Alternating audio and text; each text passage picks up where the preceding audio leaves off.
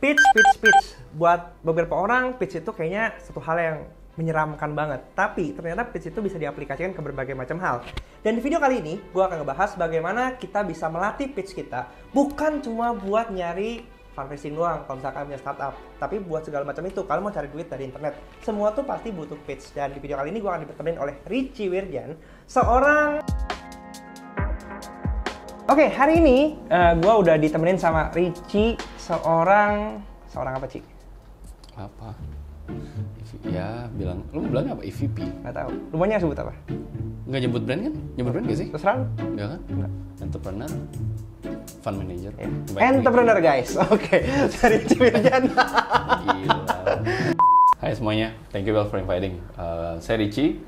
I'm a part of salah satu venture capital di Indonesia. Kerjaan saya sehari-hari adalah fund manager yang tugasnya adalah mereview deals yang datang, beberapa startup founders yang mau nge-pitch dan berharap untuk mendapatkan pendanaan dari kita. Oke. Berarti nge-pitch gitu ya. Karena topik kita kali ini adalah kita mau ngebahas gimana sih kita bisa memperbaiki pitch kita. Karena berdasarkan, ya ini pengalaman gue juga sih ya. Idea is cheap, ya kan? Katanya execution is golden. Tapi communication itu platinum. Kok platinum sih? Diamond. Apa tuh platinum? Ide dari mana gitu? Diamond gitu. Karena mau sebagus apapun ide, kalau nggak dieksekusi dengan baik, percuma. Ya kan cuma jadi ampas doang. Kalau idenya bagus, tapi nggak bisa dikomunikasikan dengan baik, sama juga nggak akan masuk ke dalam eksekusi juga. Jadi hari ini kita mau ngebahas apa itu pitch. Apa itu pitch? Simply it's something yang lu offer dan berharap bahwa you get in response sesuatu. Entah itu, if you pitch an idea, lu berharap bahwa lu dapat pendanaan.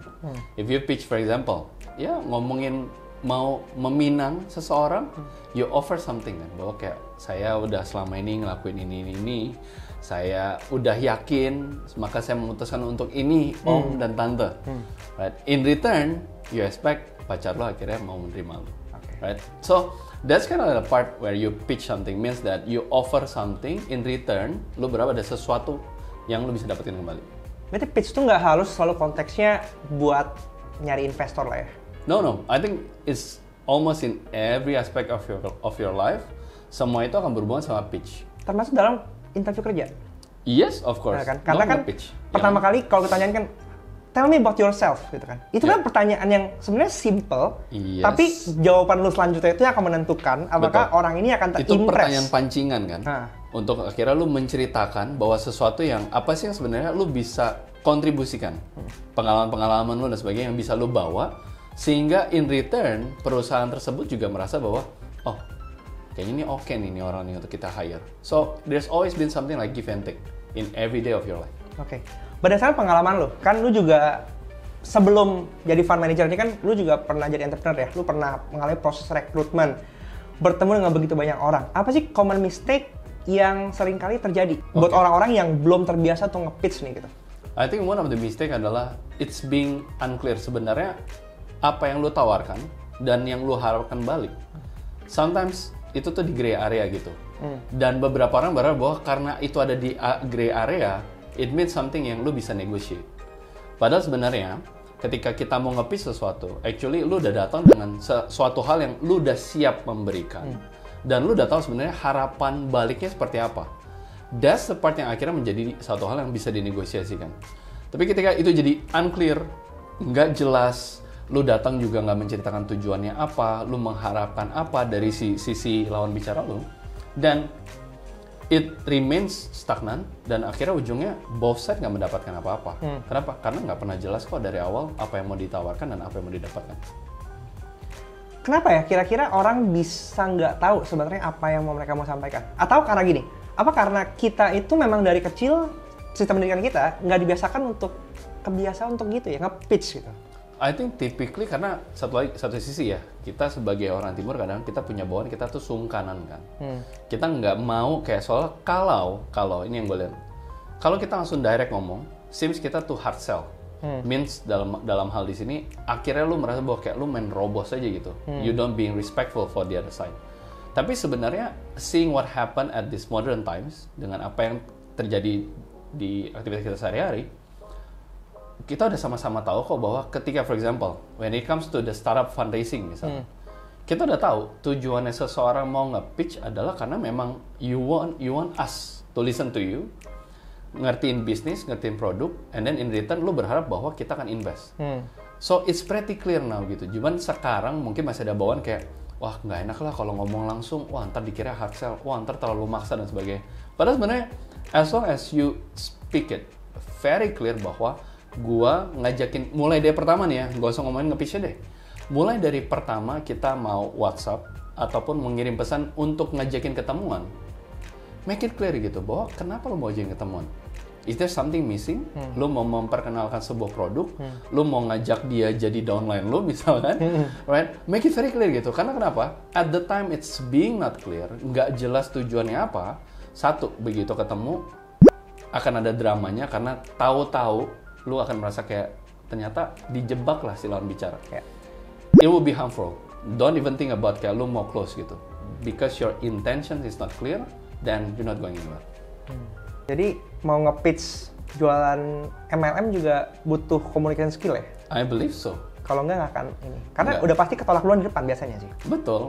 Sama lah, maksudnya gini. Contoh kayak, if you see kayak para SPG yang mau offer kartu kredit. Udah ada di dalam sales booknya mereka atau dalam trainingnya mereka bahwa rejection itu pasti. But how you lead that, how you gonna communicate, lu play around that, itu yang jadi penting kan. So sometimes ngomongin soal pitch itu orang bisa jadi udah tahu kira-kira apa aja sih yang bakal ditolak. Tapi ketika lu udah pelajarin bahwa oh yang akan ditolak tuh seperti saya kartu kredit udah banyak, atau saya nggak percaya sama MLM. Gimana cara lu memutarbalikkan itu? How do you gonna pitch it back supaya akhirnya you get something out of it? Mas simply say nggak boleh terlalu direct, mesti dikasih basa-basi dikit, tapi basa-basinya juga nggak boleh terlalu basa-basi.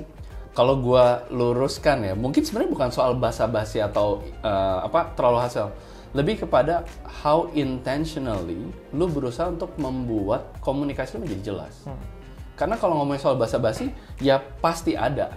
Ya kalau kita meeting pasti pikirannya gimana jalanan macet ya, internet keganggu, those excuses happen. Tapi how lu benar-benar clearly menjelaskan bahwa ini loh tujuan gue ngajakin meeting begini, ini loh tujuan gue mempresentasikan sesuatu ke lawan bicara karena kita mau ngasih ini. In return, Pak, kalau Bapak terima ini, Bapak akan mendapatkan ini juga. So being very clear at this whole distracted world, ya, dengan sekian banyak pesan yang setiap hari kita terima, being clear is being very helpful, I would say. Oke.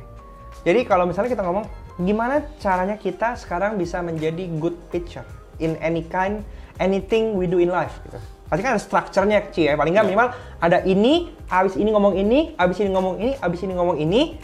Pitch yang padat, singkat, jelas, nggak buang-buang waktu, nggak muter-muter, tapi nonjok gitu.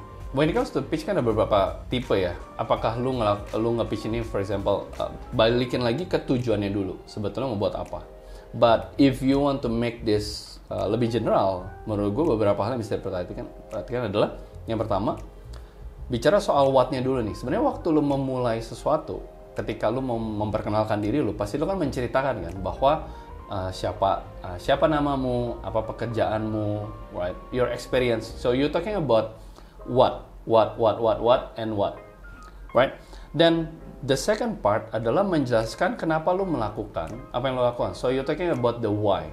Sometimes kalau lu langsung ke why, you will be perceived sebagai orang yang terlalu idealistic atau terlalu optimistic misalnya. But if you talking about the what first, you build a connection bahwa ya I'm the same human being sama kayak lu, apa yang lagi gue kerjain dan sebagainya. Dan you talking about the why untuk menjelaskan bahwa kayak but apa yang sudah gue lakukan agak berbeda loh sama apa yang mungkin lu tangkap tentang gue. Kenapa? Karena ini yang membuat gue berbeda. This is my mission, this is my vision, this is my purpose. Ini passion gue dan sebagainya. And then you're talking about the situations. Sebetulnya apa sih yang mau coba lu address? Kebutuhannya apa? For part, you're talking about what you can do. Dengan keadaan yang tadi, dengan situasi yang tadi, ini loh yang saya mau kontribusikan. Last part, dan what's in return, apa yang lu mau dapatkan setelah lu berkontribusi seperti itu. So those 5 I think you have to be very clear. Karena mau itu tipenya mau coba melamar pekerjaan, mau itu lagi mencoba melamar pacar, ya kan? Ataupun you do this, start a fundraising. You're talking about what's been happening, apa yang lo udah lakukan, kenapa menurut lo itu penting, ya kan? Dan kemudian lo menjelaskan what makes you so unique about it, what's the problem, what's your solution, and in return, what do you expect? Oke, thank you. That was very clear, ya. 5 steps yang selalu akan menjadi format kita ketika kita mau nge-pitch idea kita, apapun yang kita butuhkan.